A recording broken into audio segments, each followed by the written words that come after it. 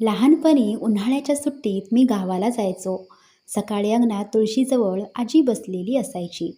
एका हातात लोखंडी वाटी, दुसऱ्या हातात खोबरेल तेल आणि आजूबाजूला आवळा, मेथी, कढीपत्ता आणि कोरफड. मी एकदा आजीला विचारलं, "आजी, तुझे केस एवढे दाट आणि काळे कसे?" आजी हसली आणि म्हणाली, "बाळा, बाजारात मिळणाऱ्या महागड्या बाटल्यांपेक्षा आपल्या स्वयंपाकघरात आणि अंगणात केसांची खरी काळजी लपलेली आहे." मित्रांनो, आजच्या व्हिडिओमध्ये मी तुम्हाला आजीबाईच्या बटव्यातील असेच काही पारंपरिक उपाय सांगणार आहे. हे उपाय अनेक घरांमध्ये वर्षानुवर्षे वापरले जातात. मात्र प्रत्येकाला सारखाच परिणाम होईल असे नाही. त्यामुळे कोणताही उपाय वापरण्यापूर्वी पॅच टेस्ट करा आणि केसांची गळती खूप वाढली असेल तर डॉक्टरांचा सल्ला घ्या. चला तर सुरू करूया. पहिलं गुपित कोमट खोबरेल तेल.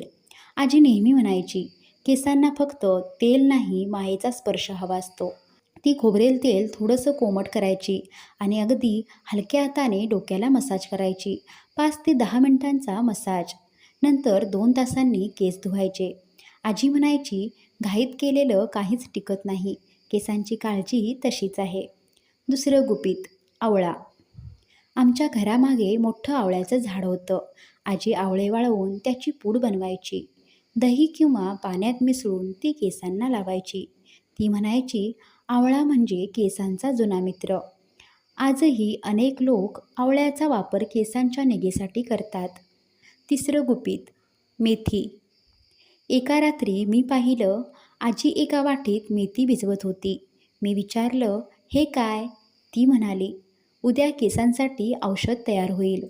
दुसऱ्या दिवशी तिने त्याची पेस्ट करून डोक्याला लावली. ती म्हणायची, स्वयंपाकघरातल्या प्रत्येक गोष्टीचा उपयोग फक्त जेवणासाठी नसतो.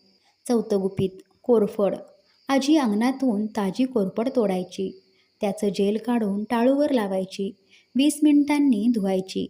ती म्हणायची, ज्यामुळे त्वचेला थंडावा मिळतो त्याचा फायदा टाळूलाही होऊ शकतो.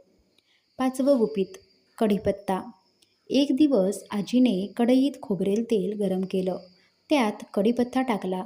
संपूर्ण घर सुगंधाने भरून गेलं होतं. ती म्हणाली, हे तेल आठवड्यातून एकदा लाव.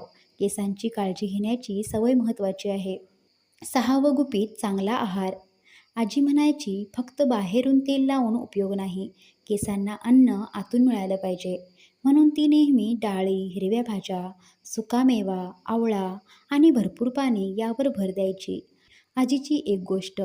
एकदा शेजारच्या काकूंनी आजीला विचारलं, माझे केस खूप गळतात, कोणतं तेल लावू? आजी म्हणाली, फक्त तेल बदलून उपयोग नाही. झोप कमी, ताण जास्त आणि खाणं बिघडलं तर केसही त्रास देतात. ही गोष्ट आजही तितकीच खरी वाटते. महत्त्वाची सूचना. जर केस अचानक खूप गळत असतील, डोक्यावर चट्टे दिसत असतील किंवा अनेक महिने केस गळणे सुरूच असेल तर घरगुती उपायांवरच अवलंबून न राहता त्वचारोग तज्ज्ञांचा सल्ला घ्या. काही वेळा त्यामागे थायरॉईड, लोहाची कमतरता किंवा इतर वैद्यकीय कारणे असू शकतात. मित्रांनो, आजीबाईच्या बटव्यात जादू नव्हती. होती ती नियमितपणा, साधेपणा आणि स्वतःची काळजी घेण्याची सवय.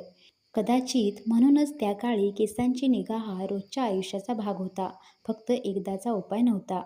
तुमच्या आजीने किंवा आईने केसांसाठी कोणता घरगुती उपाय सांगितला होता तो आम्हाला कमेंटमध्ये नक्की सांगा.